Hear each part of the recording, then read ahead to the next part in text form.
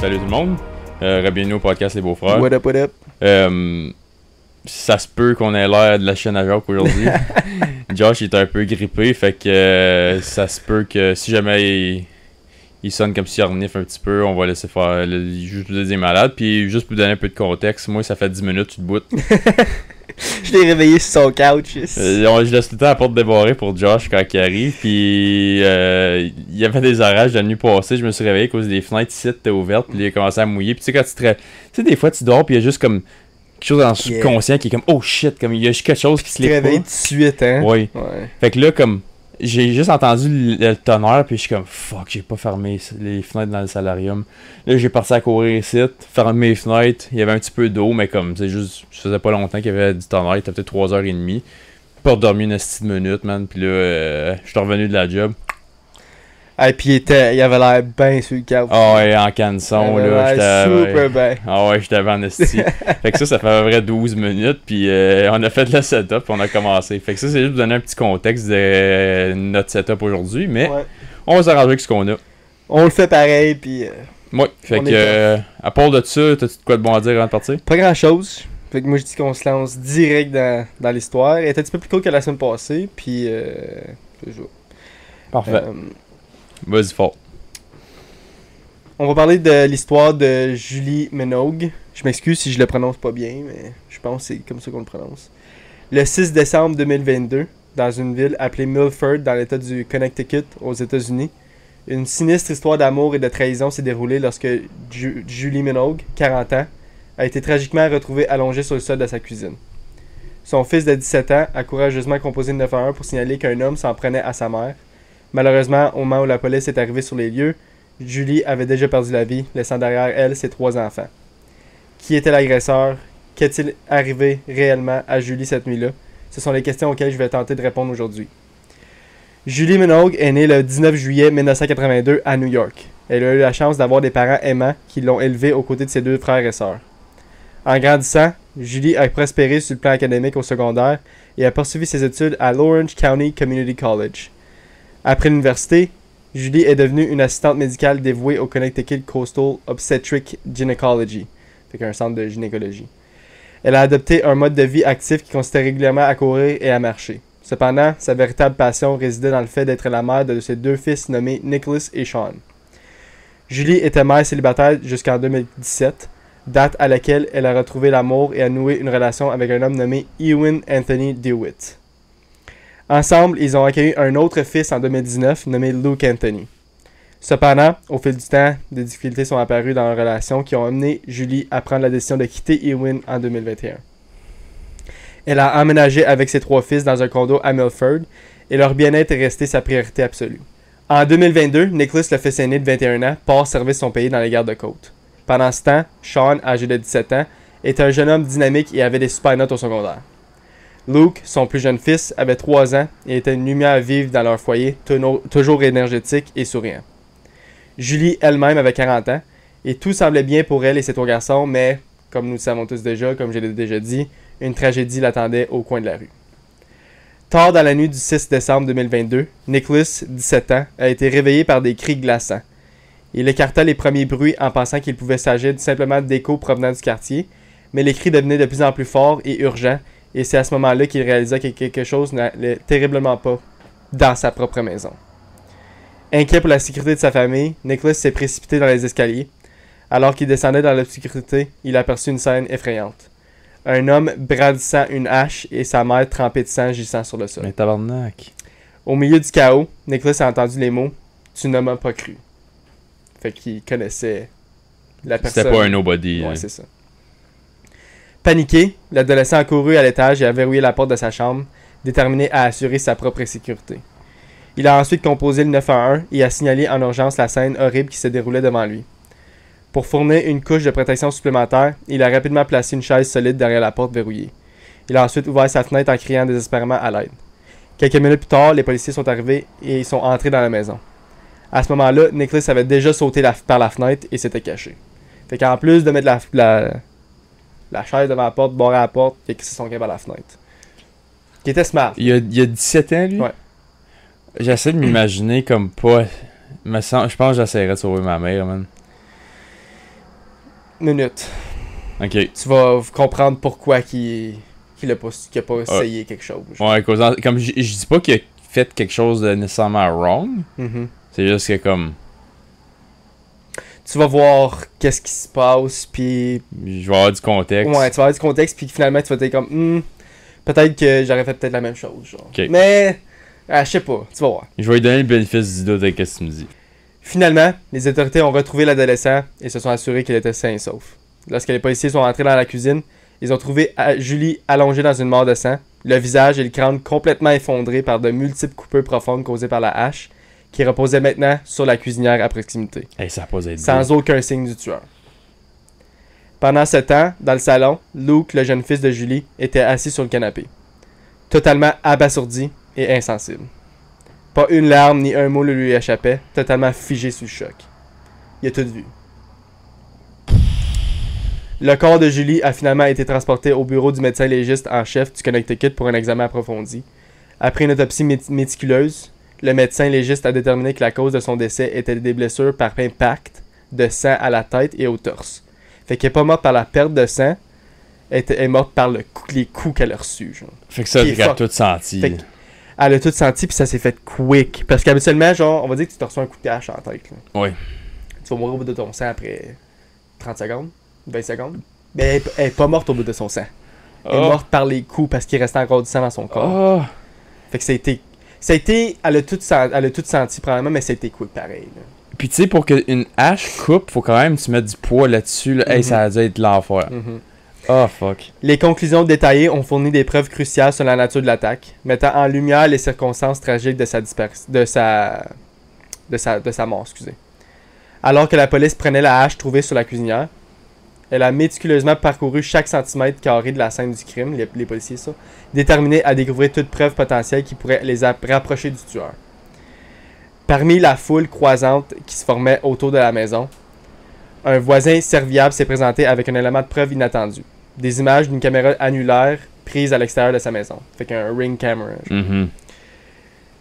Alors que la police regardait les images, elle a vu un individu marcher avec une hache à la main ressemblant beaucoup à la description fournie par Nicholas.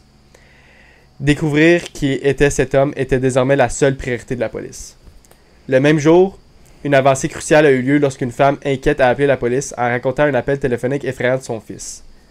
De sa voix tremblante, elle a raconté à la police que son fils venait tout juste de l'appeler et lui avait dit qu'il venait de tuer sa petite amie.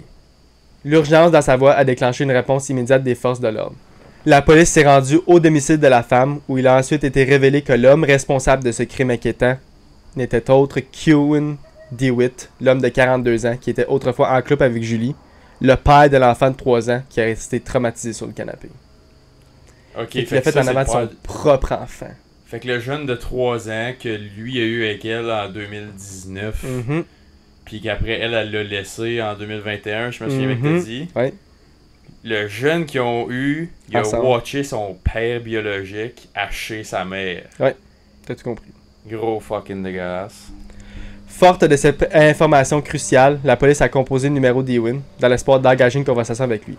Cependant, dès qu'Ewan a répondu et s'est rendu compte qu'il s'agissait de la police, il a raccroché. Né dans la ville de Roxbury, proche de Hawkesbury, hein, mais c'est Roxbury. Ok, j'étais comme crié, je pense. C'est aux États, c'est une ville de... Ouais. En 1979, Ewan Anthony DeWitt possédait des intérêts variés. Athlète talentueux, il a poursuivi sa passion pour le hockey et a même atteint le niveau semi-professionnel. Okay. Il a obtenu un baccalauréat en histoire démontrant sa curiosité intellectuelle. Il n'était pas du genre à se contenter d'une seule vocation. C'est pourquoi il s'est également lancé dans ses études pour devenir pompier. Il a également été entraîneur personnel pendant un certain temps. En 2006, Ewan a été arrêté pour conduite sous influence et délit mineur de la route. Il a plaidé coupable, ce qui lui a valu une peine de prison avec sursis et une probation. Fait qu'il n'a pas été en prison, juste une petite probation. Après cela, le parcours d'Ewan a pris un tournant lorsqu'il a rejoint le corps des Marines en 2009, où il s'est lancé dans une carrière de spécialiste des armes. Il a servi son pays pendant 5 ans et a atteint le grade de caporal suppléant en 2011. Ewan s'est consacré à ses fonctions, effectuant plusieurs missions en Afghanistan et au Moyen-Orient. La vie d'Ewan a pris une tournure plus sombre lorsqu'il a été confronté à des problèmes juridiques. En novembre 2019, la police l'a arrêté pour avoir agressé quelqu'un, ce qui a donné lieu à une ordonnance de protection du tribunal. À ce jour, cette affaire n'est toujours pas résolue, car les archives judiciaires révèlent qu'elle était toujours pendante au moment du meurtre. Fait que pendant qu'il a commis le meurtre, il était encore comme... Il s'était pas résolu en cours pis tout, pis il avait même pas passé en cours pour ça. Il était encore en probation pour l'autre affaire d'avant? Je le sais pas. Ça, je le sais pas, mais probablement, parce que t'es tout le temps en probation, right? Parce qu'il y a eu une ordonnance de sursis, ça c'est de la prison à la maison. Ouais. Fait qu'il y a probablement un ankle monitor ou quelque chose de même. Puis un agent de probation en plus. Mais ça, Mais je sais pas s'il était encore en probation parce qu'il s'est arrivé avant qu'il est allé dans les Marines, fait qu'il probablement qu'il était plus en probation. Là. Ouais, c'était juste une agression, une petite agression avant, fait que je pense pas que la probation aurait été comme vraiment longue, là, right? Ouais, surtout s'il est allé en Afghanistan, après il envoie pas du monde qui sont en probation. Yeah. Ouais, ok, je suis. Mais, ok. Peu de temps après la naissance de son fils avec Julie, il a été de nouveau arrêté pour ses actes à son égard, à l'égard de Julie. Okay. Les rapports indiquaient qu'il avait jeté un gros objet sur Julie et détruit son téléphone pour qu'elle n'appelle pas à l'aide. Fait qu'il voulait pas qu'il appelle le 911 ou whatever, fait qu'il a détruit son téléphone aussi. Craignant pour sa sécurité, Julie s'est réfugiée chez un voisin et a contacté les autorités. En 2021, Ewan a été accusé d'avoir agressé le personnel d'urgence et une femme dans le comté de Wake, en Caroline du Nord. Les archives judiciaires indiquent qu'il a plaidé coupable et a été condamné à une peine de prison combinée de 95 jours. Pour avoir agressé du membre personnel d'un hôpital puis une femme, genre. 3 mois. 3 mois. Ces rencontres avec la justice ont mis en évidence un comportement inquiétant, soulevant d'autres questions sur le caractère d'Ewan et ses actions passées. Derrière son histoire troublée, un schéma de violence plus sombre a émergé, visant spécifiquement Julie. Fait qu'après tout ça, il est devenu encore plus violent. Puis encore plus inquiétant, mettons. Plusieurs ordonnances de protection ont été déposées contre Ewan en raison de cas antérieurs de violence domestique. Ils ont été mis en place pour protéger non seulement Julie, mais aussi les enfants présents lors de ces incidents. Fait que non seulement qu'il maltraitait Julie, il le faisait devant ses enfants. L'une des disputes impliquait qu'Ewan était en état d'ébriété et s'engageait dans une vive dispute avec Julie. C'est qu'il l'a amené à jeter un parc pour les enfants, genre. Fait que un crib, genre. Ouais. Sur la tête de Julie, c'est qu'il a entraîné une blessure à la tête. Fait qu'il a pris puis l'a pitché sur elle. Je sais pas si tu vas en parler, fait qu'arrête-moi si je commence à la mauvaise place. Là. C'est-tu du PTSD de ses deployments? Malgré tout cela, Ewan bénéficiait toujours d'un droit de visite, ce qui laissait un sentiment persistant de malaise et d'inquiétude quant à la sécurité des enfants et de Julie. Je vais en parler. Ben, j'ai bien fait que... En plus de leur relation difficile, Julie et Ewan se sont retrouvés impliqués dans des affaires devant le tribunal de la famille à partir de 2021. Fait que tout a commencé lorsque Julie a lancé une pétition pour obtenir une pension alimentaire pour leur fils Luke. En octobre 2021, un juge lui a donné raison et a ordonné Ewan de lui apporter un soutien financier. Alors que les tensions continuaient de s'intensifier, Ewan a poursuivi Julie en justice en décembre 2021, cherchant une solution concernant les droits de visite. Fait qu'il dit, vu que je donne une pension alimentaire, je veux plus de droits de visite. Le kid n'est même pas un an à ce temps-là, right? 2019, il y a 2 ans peut-être. Là. Ok, ça c'est en 2020. Ah oui, c'est vrai, okay. 2021. Hey boy, okay. Le tribunal est intervenu et a accordé des visites surveillées à Ewan en avril 2022. Fait que la cour dit oui, mais des visites supervisées.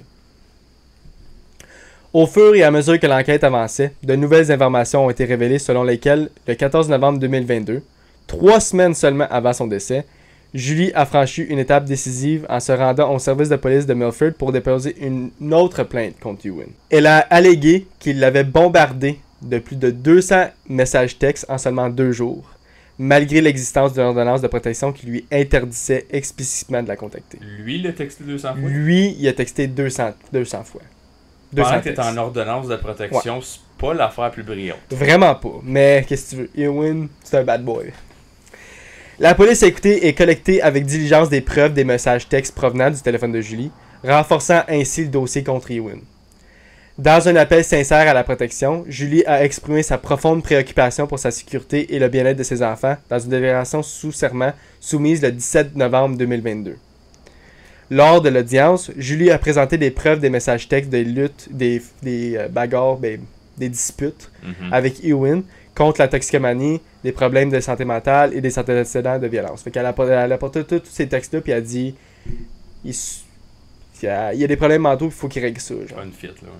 Elle a exprimé son inquiétude quant au bien-être d'Ewan, au PTSD qu'il a de la guerre, décrivant sa rage bipolaire et son comportement erratique, et a souligné l'importance qu'il reçoive un traitement thérapeutique approprié. Elle a même ajouté qu'Ewan ne devrait être autorisé à côtoyer personne tant qu'il n'aurait pas reçu l'aide nécessaire. Consciente du danger imminent, Julie a obtenu avec succès, une ordonnance civile d'interdiction le 1er décembre 2022. Seulement 5 jours plus tard, Julie a été tuée. Ewan était évidemment l'objet principal de l'enquête et les recherches se poursuivaient alors que la police parcourait inlassablement les environs du quartier. Inlassablement. T'aimais ça, hein? Ouais, c'était pas pire. Leur effort les ont finalement conduits dans un bar de West Haven où ils ont demandé l'aide de la communauté locale. Ils se sont approchés des personnes assises dans le bar pour les informer de l'enquête en cours et les exhorter à avertir les autorités s'ils repèrent Ewan. Fait que si jamais vous voyez quelqu'un, please appelez la police. C'est au cours d'une de ces conversations que 2 individus ont aperçu une personne correspondant à la description du suspect. Désireux de contribuer à l'enquête, ils ont alerté la police et lui ont fourni des informations cruciales sur l'endroit où se trouvait le suspect. Ils ont déclaré à la police qu'ils avaient vu l'homme errer dans le parking pendant une brève période avant de finalement entrer dans un camion de restauration garé dans le parking. Fait qu'un petit food stand, genre, qui était parké dans le parking. Agissant rapidement, la police a convergé sur les lieux et a enfermé Ewan à l'aide de plusieurs chars de police. Je vais essayer de le mettre, la vidéo, sur le... Je vais essayer de te le donner pour que tu le mettes sur le podcast, mais il était bloqué, fait que je sais pas si je vais être capable de le prendre, mais peut-être si je screen record, on verra. La police a lancé un interrogatoire rigoureux au cours duquel Ewan a d'abord maintenu un silence stoïque. Cependant, après des heures d'interrogatoire, Ewan a finalement avoué l'acte terrible du meurtre de son ex-petite amie. Il a révélé qu'il était entré silencieusement dans la maison par la fenêtre de la cuisine, se cachant jusqu'à ce qu'il puisse la surprendre sans même qu'elle sache qui était là.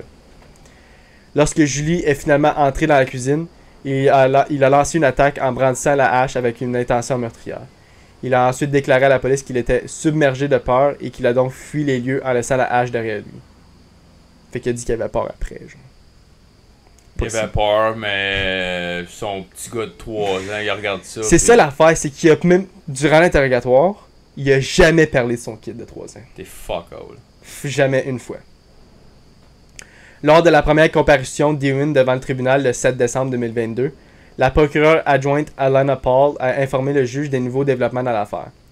Que même si Ewan avait pleinement admis ce qu'il avait fait, elle pensait que les preuves contre lui étaient substantielles et que même sans aveu de culpabilité, même s'il l'avait pas avoué, elle pouvait prouver sans aucun doute qui était vraiment le tueur. Genre.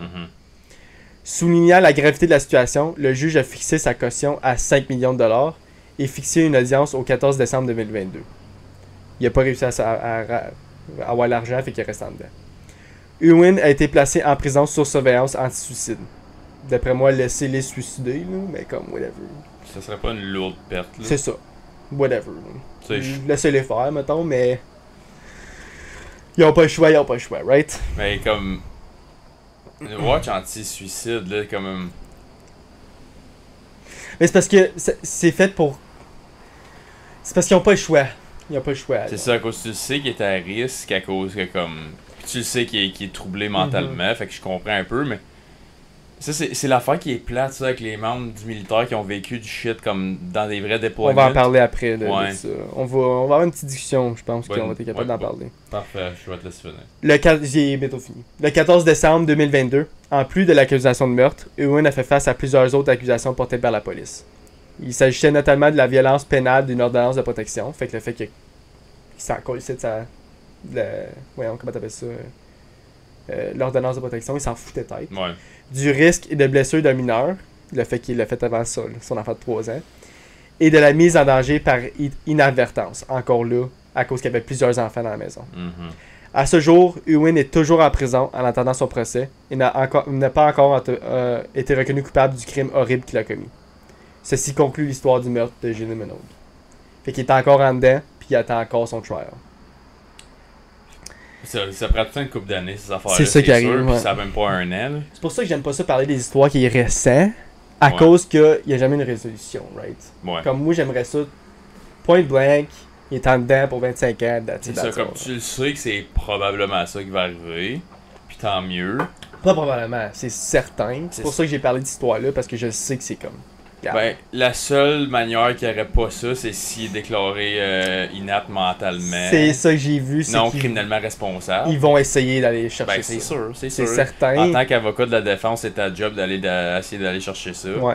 Mais je pense pas que...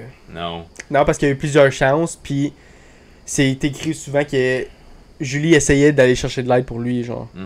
Puis ok, va voir ici, va voir ça, va voir un thérapeute, puis il a jamais voulu s'aider, genre. Fait que ça... Oublie ça.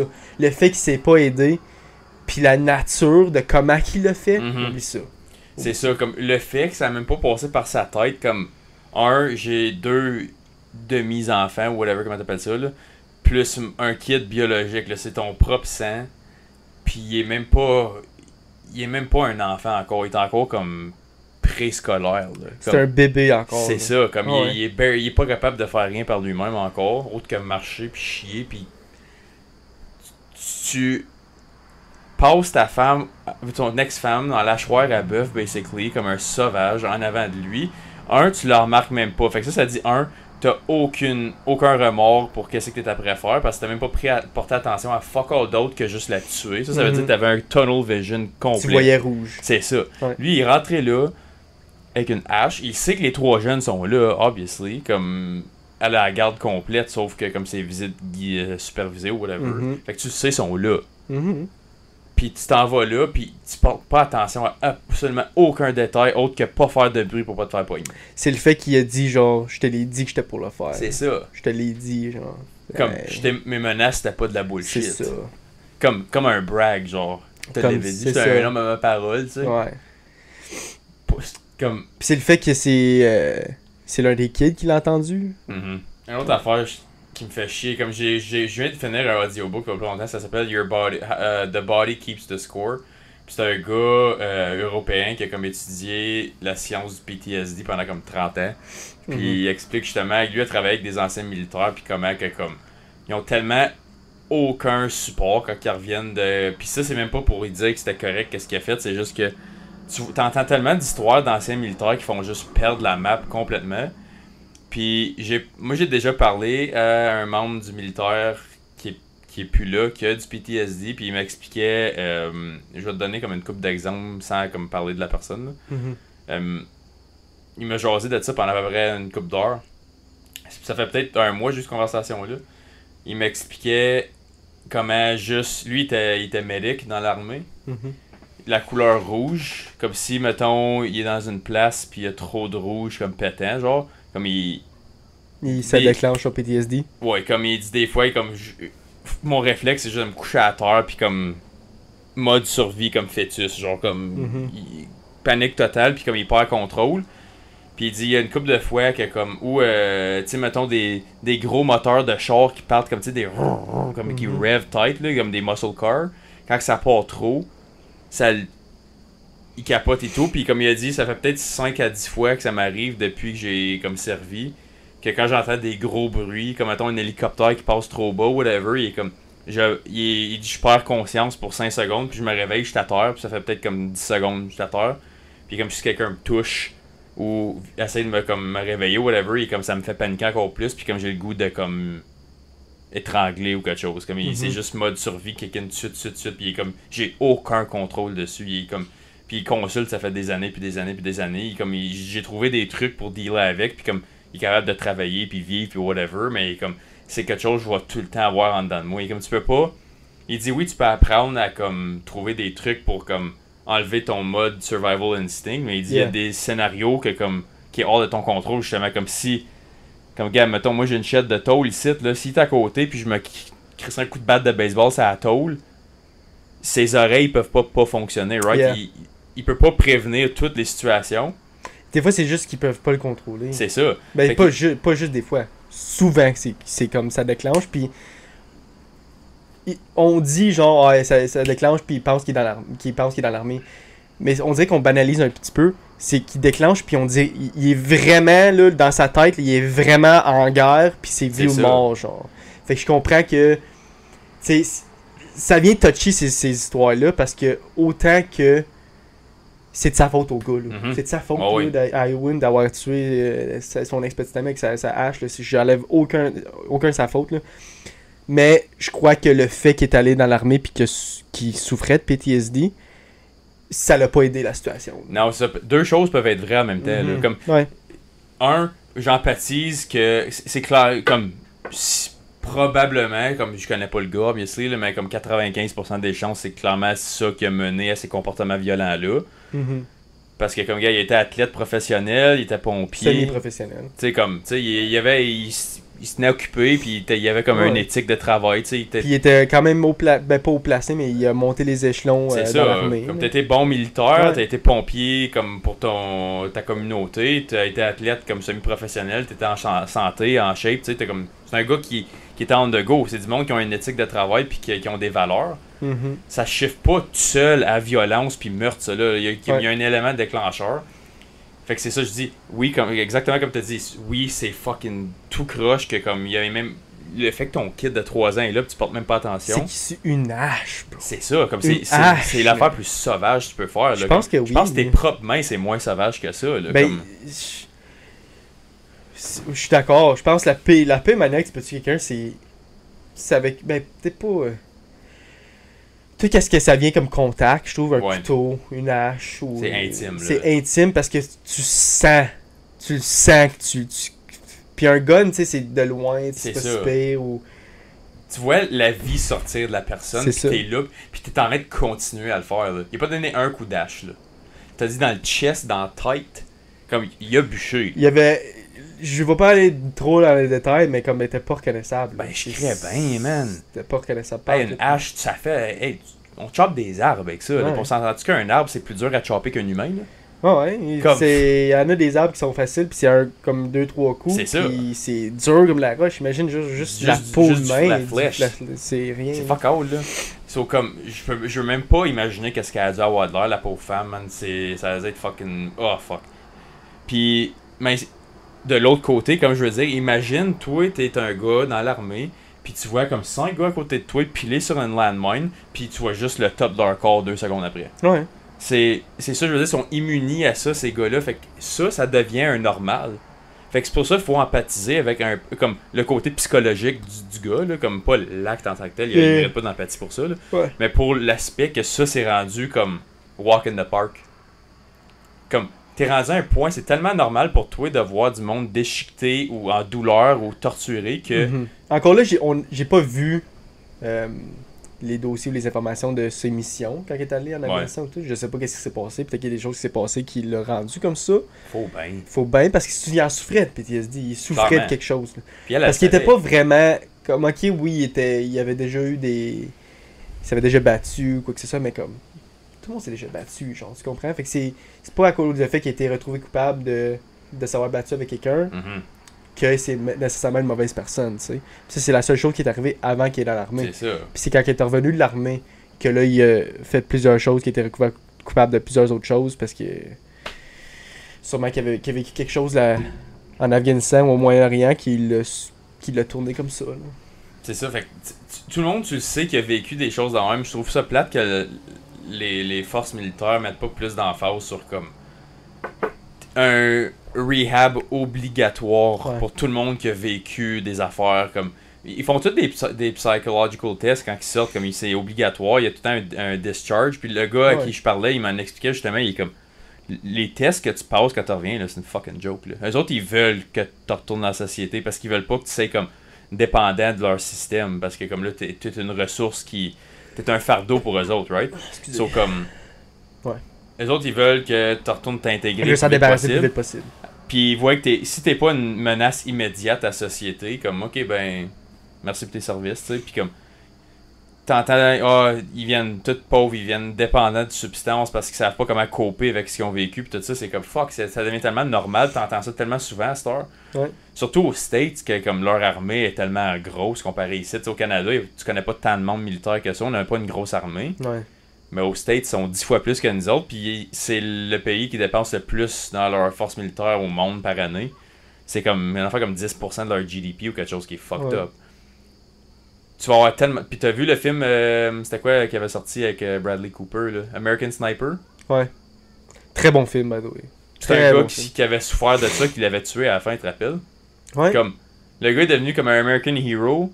Le gars, il a le plus de sniper kill ever. Il est revenu, puis c'était un American Hero. Il aidait les gens avec le PTSD. Il ouvrait des groupes pour aider les gens, pas les gens, mais les Marines, puis les soldats qui revenaient de la guerre pour aider avec le PTSD. Puis éventuellement, genre, il est mort à cause qu'il y a un gars qui a une crise de PTSD pendant qu'il était avec, puis il l'a tué.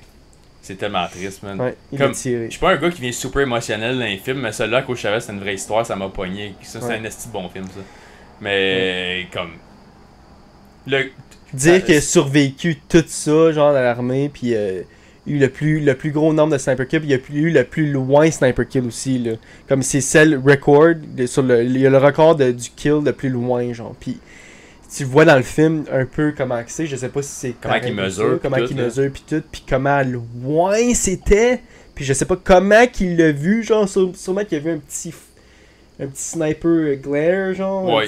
puis il a dit ça doit être lui, puis l'autre, le personne qui a tué, c'était un grand sniper des talibans, genre, qui lui avait tué plusieurs personnes, plusieurs soldats américains puis tout, puis c'est parce que lui c'était le fait que eux autres ils ont pas vraiment de sniper, les talibans, c'était plus un hunting rifle, fait qu'il y avait même pas de scope, fait qu'il était capable de sniper de loin sans scope.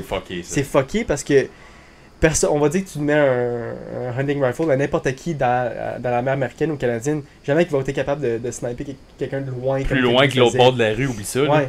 Mais lui, il réussissait malgré le fait qu'il n'y avait pas de sniper scope, tellement qu'il se pratiquait puis tellement qu'il était anyways. Puis j'avais vu, tu sais ce qui est Jocko Willink. Ils ont fait une entrevue, comme ils break down les scènes de films militaires pour voir comment legit que c'est. Puis tu sais, il dit, ici, comme il y a des petites exagérations dans les films, parce qu'il faut que tu le rendes Hollywood un peu. Mais il dit, comme la scène que tu vois, comment il mesure le vent, la distance, la curve de la balle, la hauteur, latitude, longitude, comme il mesure tout ça avant de shooter, là. Ils peuvent en train de gosser avec leur scope pendant 15 minutes avant de shooter, là. C'est parce que 1 mm, oui. fuck toute la patente. C'est ça. Comme surtout quand tu shootes des kilomètres de loin, là, lui, c'est le dernier kill qu'il a fait, celui que tu viens de dire, là, c'était des kilomètres de loin, là. C'était 2400 quelques mètres. C'est fucké, là. C'est ridicule, là, c'est loin, là. Hey, c'est loin longtemps, là. Hey, puis il y en a du vent, puis de la poussière, puis faut que tu comptes, à cause comment haut que t'es, dépendamment, l'air peut être plus humide, moins humide, tout ça, lui, sur le top d'une building, fait que c'est pas la même affaire que si tu tires à terre. Ouais. C'est une science, là. Puis by the way, il a pris une chance, le sniper, de tirer, parce que s'il manquait, ça causait plusieurs attaques. C'est ça. Parce que tout le monde, comme les talibans, savaient exactement il était où, parce qu'il voulait sniper, mais il a dit, j'ai pris une chance, parce que je savais qu'il était pour tuer plusieurs autres Américains, genre. C'est ça. Fait qu'il a pris la chance de tirer, il l'a eu, mais imagine s'il l'aurait pas eu. Il aurait fait tout ça pour rien, puis après ça, ça a déclenché, genre, il fallait qu'il descende lui-même avec son AR, qu'il descende son sniper là, puis qu'il descende aider ses teammates, mettons, là, comment t'appelles ça, ses amis soldats, mettons, là, pour les aider parce qu'il se faisait flanquer, puis il a réussi à sortir de ça après ça. Un ambush, basically, là. Puis c'est ça l'affaire qui est ironique, c'est que malgré le fait qu'il a tout vécu ça, il a dédié sa vie à aider les autres qui ont vécu ça. Puis c'est une personne qui aide qui le tue. Ouais. Comme la dernière personne qui méritait de se faire tuer de ça s'est fait tuer de ça. So, imagine le monde qui ont juste pas le support pantoute. Ouais. Lui, il avait le support d'un gars qui a vécu la même chose que lui, fait qu'ils ont comme un bond, là, tu vois. Souvent, tu vas voir des gars militaires, justement, ils restent ensemble à cause que c'est les seuls qui peuvent comprendre qu'est-ce qu'ils ont vécu. Yep. Là, t'as la meilleure source possible, puis tu l'enlèves aux autres. Comment tu peux devenir selfish? Les deux, il y avait une relation déjà, là, ça faisait plusieurs fois qu'ils se voyaient, puis ils voulaient vraiment de l'aide, le gars, puis c'est juste... C'est fucked up. C'est fucked up. Bon, tout ça pour dire que... J'ai 2 petites histoires true crime de vraie vie d'alentour du site pour finir avant qu'on fasse les questions. Ah ouais. Un, t'as-tu entendu qu'est-ce qui arrivait à Bourgette en fin de semaine? Non. Nous autres, on est le 30 août. Yeah. Fait que samedi soir qui était... Là, on est quoi? On est jeudi. Fait que samedi, ça a dû être comme non, mercredi. On est mercredi, parfait. Mercredi 4 jours, 26. C'est ça. Fait que samedi, le 26, Il y a une fille dans le camping à Bourgette de 15 ans qui est morte. Il était dans un kart de golf dans le camping ground. Puis le kart, comme ils ont, je sais pas s'ils faisaient des niaiseries ou peu importe avec le kart, ils ont flippé. Le kart est tombé sur elle puis elle est morte. Comme, Oh ouais. Ouais, Avec quel âge? 15 ans. 15 ans? Qu'est-ce qu'un golf de cœur pourtant, c'est pas si. Je sais pas si on tombait dans un ditch ou peu importe. Puis moi j'ai parlé T'es tombé sur la tête, là. C'est ça. Moi j'ai pensé et tout. Comme Ouais. la partie où il y a le moteur. Cause un kart de golf sur le top, c'est pas pesant. Ouais, C'est non, en dessous où c'est il y a ça. le moteur. C'est la seule partie qui a du poids sur le kart. Cause sinon c'est super léger. C'est pas dur à flipper un kart là. Comme Non, on peut non. à un gars tu peux le flipper manuellement. Tu sais, si tu mets tout ton poids là. Puis ça a l'air, il était 4 qui se sont blessés. Il y en a 2 qui ont monté en ambulance, puis c'était pas comme état critique, comme organe déchiré, whatever, c'était juste comme peut-être des blessures superficielles qui ont juste été traitées. Puis il y en a une qui est morte comme... Sur place ou qui s'en allait à l'hôpital? Je sais pas si elle a été déclarée morte dans les minutes qui ont suivi, Ouais. ou en chemin à l'hôpital, ou rendue à l'hôpital, mais elle l'a pas fait pantoute. Ah, c'était un petit peu fucked up, ça. Ouais. Comme, puis moi, j'ai parlé au paramédic qui menait l'opération, genre, parce qu'il passe au traversier à la fin de semaine. Fait que c'est pas mal ça qui est arrivé. Ça a comme 10 minutes, 17 même pas. Là. Fait que ça fait 2 affaires fuckées qui arrivent à Bourgette cette année. Tu sais, le gros le shooting d'un policier qui est mort, le sergent Eric Mueller. Puis là, 2 rues plus loin, comme 6 mois après, même pas 6 mois. Là, il y a une petite fille de 15 ans qui est morte. Comme c'est un petit village cucu, là. Puis il y a 2 affaires comme assez hors de l'ordinaire qui sont arrivées. Puis ma deuxième affaire, c'est un de mes chums qui m'a envoyé ça en fin de semaine. Il y a eu un shooting dans au Oklahoma, dans un stade de football, un jeune de 16 ans qui s'est fait tirer pendant une game de football dans le stade. Je sais pas si t'as vu ça. C'était comme la semaine passée. C'était un high school game. Je pense que c'était au Oklahoma ou Alabama, un des states comme dans le sud, là, où il y avait du football. Je pense que c'est Oklahoma. Ouais, ça a l'air que c'est un règlement de compte. Je sais pas si c'était du gang shit ou relié à la drogue ou à comme des affaires de blonde ou whatever, mais il y a un jeune de 16 ans qui s'est fait tirer dans un stade de football. Shit, hein? Tiré à point blank dans un stade. Là. Mais c'est sûr que le gars s'est fait pas. La personne qui a tiré s'est fait pogner. Pourquoi c'est faire ça dans un stade de football? Les stades de football américains, là, comme surtout collégial, là, comme tu vas à Michigan State, mettons, il y a 120 000 sièges là-dedans. Là. C'est comment la panique pogne avec 100 000 personnes qui entendent des coups de feu. Là. Comment le jeune se traumatise décrises vite, ça? mettons. Là. Ouais. C'est pas. Yo, il y a plus de monde, il y a plus de sièges dans les bancs de college football que de NFL. Littéralement. Ben, c'est plus gros. C'est ça, il y a plus de place. Plus de monde. Je pense que Michigan State, c'est le plus gros, il y a comme 120 000 sièges. Puis c'est arrivé au Oklahoma, où ça fait que Oklahoma, Alabama, Floride, c'est comme les gros states de sport d'été. Fait qu'il a dit avoir probablement comme. Là, c'est un high school, c'est moins gros, c'est sûr, mais comme. D'avoir des milliers de sièges là-dedans, des milliers de jeunes qui ont comme vécu cet événement-là. Là. Mais on va dire que ça t'arrive, genre. On va dire, ben pas que tu te fais tirer, mais on va dire que. T'es là pendant que ça arrive. Tu paniques, là. C'est sûr que tu t'écrisses, tu te crisses ton cap, tu cours pis t'arrêtes pas de courir. Surtout si c'est proche. Ouais. Comme si c'était à l'autre bout du stade puis tu le vois de cross, t'es comme ok. Si je me mets tranquillement à me sauver pour l'exit le plus proche, je suis gros dur, tu sais, mais comme le son il est proche de toi. Là. On va dire dans la même section, ouais, dans la même rangée, le banc à côté de toi. En arrière, tu vois pas ce qui se passe. Ou je dors une dive en bas. Ben, tu dives en bas. Là. Tu fais n'importe quoi pour te cacher d'un impact. C'est de la panique. T'sais. Yo, t'as 16 ans, là, t'es.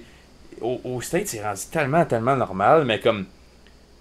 Faut qu'ils changent des lois. Ils n'ont pas le choix, là, ça n'a pas l'allure. Ben, à chaque jour, il y a plein de monde qui meurt, des guns. Ils ont changé vos estis de loi, man. Comme si t'es pas pour changer la loi, renforcer vos places, vos manières de rentrer. Comme, check, mettons que tu vas avoir une game des Sens à Ottawa, là. Ton pocket knife, il rentre pas dans le détecteur de métal, là. Il y a un système de sécurité legit qui est comme tu rentres pas n'importe quoi là-dedans là. Mais comme quelqu'un qui veut le passer, oui, il va trouver une manière, mais comme tu sais tu donnes le trouble pour un esti pour comme une place publique sécurisée de même qui a bien du snap, c'est un gun, tu sais. C'est ça. T'as déjà vu une vidéo c'était une vidéo genre d'un jeune qui filmait dans un gym genre puis il filmait le monde jouer au basket, puis il y a juste comme il y a un gars qui a voulu shooter. Puis en shootant, il a sauté trop haut, puis il a trop rebound, puis il y a un gun qui est sorti de sa poche ou de son waist pendant qu'il jouait, puis le gars il a juste fuck, puis le gars il a pris le gun puis il a crissé son gant genre, mais comme Chris c'était toute cette vidéo. Hey, je comprends, puis dans une école secondaire là. C'est un jeune. Ça je veux dire comme il y a pas fucké, man. Il y a pas excuse-moi rendu à cette heure là. il y a pas d'affaire à avoir une porte d'école secondaire qui a pas quelqu'un qui Un check. détecteur de... Ouais, un détecteur minimum. Un détecteur... Moi, je trouve qu'il devrait avoir un détecteur de métal, puis un garde de sécurité en tout temps. 24 tout temps. Quand l'école est ouverte puis il y a du monde dans la place. Surtout dans les States, dans les États qui moins... C'est moins... Comme les lois sont moins sévères, mettons. C'est ça. Parce qu'il y en a des États qui sont beaucoup plus sévères, comme New York, pis toutes ces affaires-là. Puis il y a des États qui sont...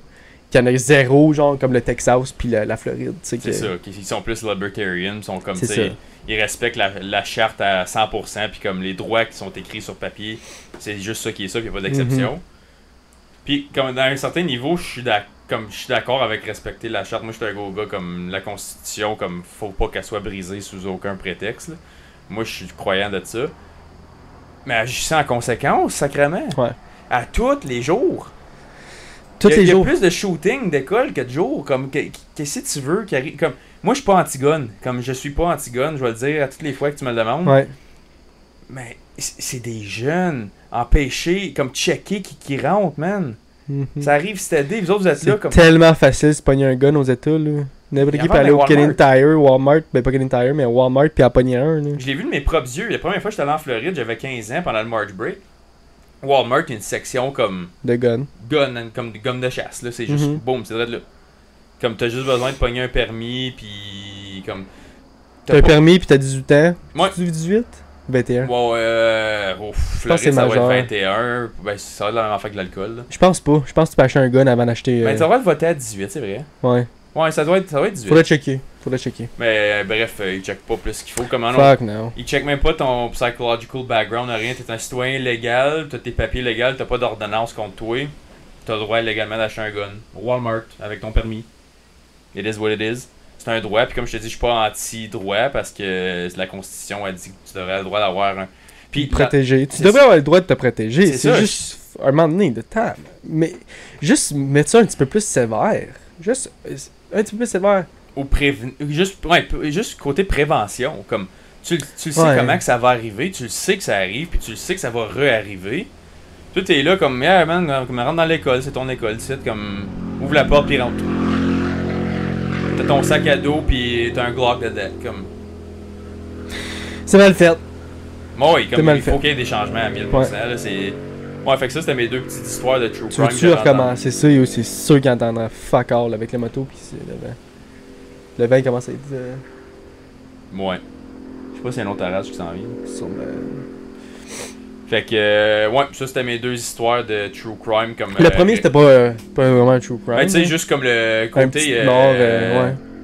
Ouais, c'était pas true crime pendant tout, c'était juste comme une mort. L'intention était là, mon ben. Locale. Fait que mes sympathies, je vais essayer. Comme là, en ce moment, je sais pas c'est quoi le nom, mais je vais le trouver pour vous. Fait que vous allez le voir à l'écran tout de suite. Là, fait que je vais y mettre comme si j'ai une photo, peu importe, comme. Mes sympathies à tout le monde qui le connaît parce que c'est même pas à 10 minutes de chez moi pour la deuxième fois en 6 mois qui est comme kinda weird. Fait que si jamais vous la connaissiez ou peu importe, ben. Nos sympathies. Mes sympathies. Puis pour comme l'autre, c'était juste c'était aux États-Unis le shooting. Fait que. Mais c'est parce que il y en a tellement de shooting, on pourrait en parler. Aux États-Unis, on pourrait en parler comme pendant des heures, tellement qu'il y en a, genre des histoires. Fait que j'essaie le plus possible de pas en parler parce que. Mais dans des places publiques de même, comme au high school, dans un high school, ça arrive souvent, mais comme dans un événement que toute le high school il est là, basically, puis comme c'est checké, puis il y a des polices, puis tout, comme ça, c'est plus rare, là, comme t'entends pas ça comme des games de NFL, des games de NHL, MLB, t'entends pas des shootings d'un stade, right? C'est pas une affaire commune. Ouais. En parlant de football, je m'en vais voir les Buffalo Bills c'est chanceux. Le 17 septembre. Chanceux. Fait que ça va être nice, c'est ma première game de football professionnel, m'en voir. Tu m'en diras une nouvelle. Yes, sir.